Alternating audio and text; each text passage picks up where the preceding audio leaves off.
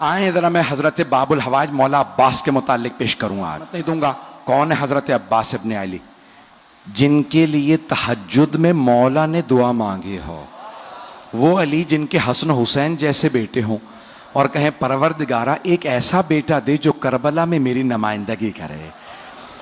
اللہ جانتا ہے نا کہ وہ علی جو مشکل کشا ہو. آج علی مانگ رہے ہیں, اب اللہ نے علی کے حساب سے عطا کیا. جب عطا کیا تو کہا علی میں آپ کو عباس دوں گا. عزیزان گرامی, جیسے ہی جناب امیر نے آغوش میں لیا تو جناب عباس نے انگڑائی لی تو مولا نے فوراً کہا ہذا عباسم, یہ عباس ہے. میں نے کسی مقام پہ پیش کیا تھا, شیر کی مختلف حالتوں اور کیفیتوں کے نام ہیں. اسد مطلق شیر کو کہا جاتا, شیر کو عربی میں اسد کہتے ہیں. ہر حالت کے الگ الگ نام ہیں. زرغام کہتے ہیں جو چیر پھاڑ کرنے والا شیر ہو. زیغم کہتے ہیں جو دوڑتا ہوا شیر ہو.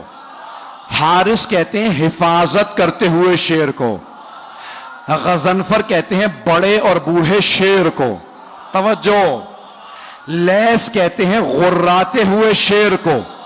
غراتا ہوا شیر کہلاتا ہے لیس, لام یہ اور سے, لیس غراتا ہوا شیر. اور حملہ کرتے ہوئے شیر کو کہتے ہیں حیدر. حملہ کرتا ہوا شیر حیدر. اور عباس کس شیر کو کہتے ہیں؟ تو میں نے لغت میں دیکھا تو مختلف معنی لکھے تھے. ایک جگہ لکھا ہے انگڑائی لیتے ہوئے شیر کو عباس کہتے ہیں. توجہ. دوسری لغت میں لکھا تھا, فیروز اللغات میں لکھا تھا, عباس اس شیر کو کہتے ہیں جس سے شیر فرار کریں. اللہ کے شیر نے کہا یہ عباس ہے. بھئی عباس کوئی عام شیر نہیں, شیر خدا کا شیر ہے. رہیے گا. جناب عباس بہت شجاع, بہت دلیر. اور میں نے کسی مقام پہ پیش کیا تھا, اشارہ کر رہا ہوں صرف, کہ بے انتہا خوبصورت تھے جناب علی مرتضیٰ, اور سب سے زیادہ آپ کی آنکھوں کی تعریف کی گئی ہے.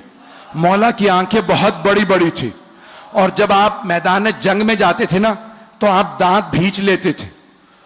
جب ذوالفقار کھینچتے تھے نا تو دانت بھینچ کے ذوالفقار کو کھینچتے, آنکھیں سرخ ہو جاتی تھی. اکثر لوگ آپ کی آنکھوں کو دیکھ کے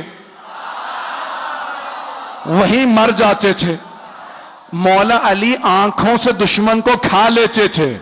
بڑے بڑے سورما کا پتا پانی ہو جاتا تھا. جناب امیر کی وہی آنکھیں جناب عباس کے پاس تھیں. جناب عباس بھی مولا کی طرح نقاب رکھ کے میدان میں اترتے تھے.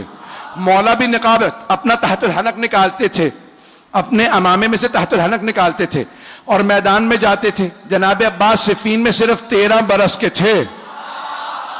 اگر سننا چاہیں پڑھو, 13 برس کے تھے صفین میں. تو ایک مرتبہ جناب عباس علیہ السلام جناب امیر کی زرہ پہن کے مولا کی سواری پہ سوار ہوئے, مولا کی تلوار لی, میدان میں گئے. جناب عباس کی زلفیں طولانی تھی, رنگ بہت گورا تھا. تو ایک مرتبہ آپ نے تلوار کھینچی, لڑنا شروع کیا. ساری فوج کہنے لگی علی آ گئے, علی آ گئے. تو دوسرے پوچھتے پتہ کیسے ہے؟ کہ آنکھیں وہی ہیں, تیور وہی ہیں. چلیے گا. تو ایک مرتبہ جناب امیر سے کسی نے آگے کہا مولا آپ یہاں ہیں. وہاں میدان جنگ میں ہر آدمی نے شور مچا رکھا ہے علی آ گئے, علی آ گئے. مولا مسکرائے, کہا لڑنے والے سے کہو علی نے بلایا. جناب عباس سے کسی نے کہا آپ کو علی نے بلایا, آپ نے نقاب نہیں اتارا.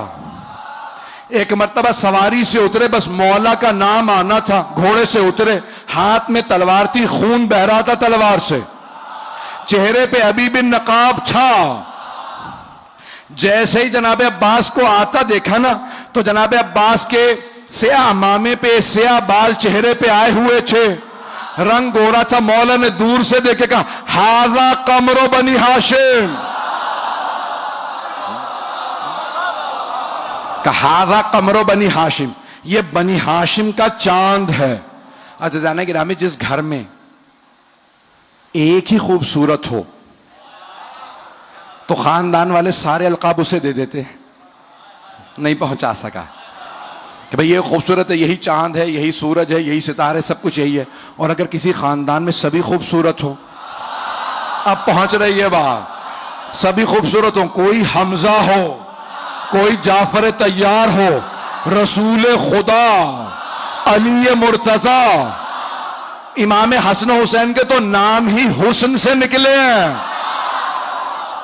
بہت خوبصورت تھے.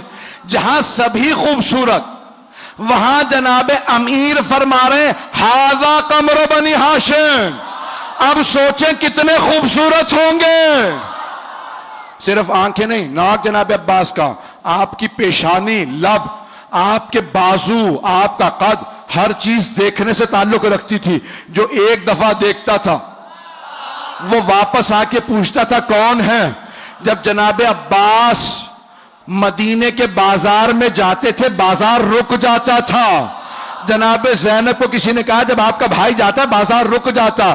جناب زینب نے بولا کہ بھیا آج کے بعد سے چہرے پر نقاب رکھنا.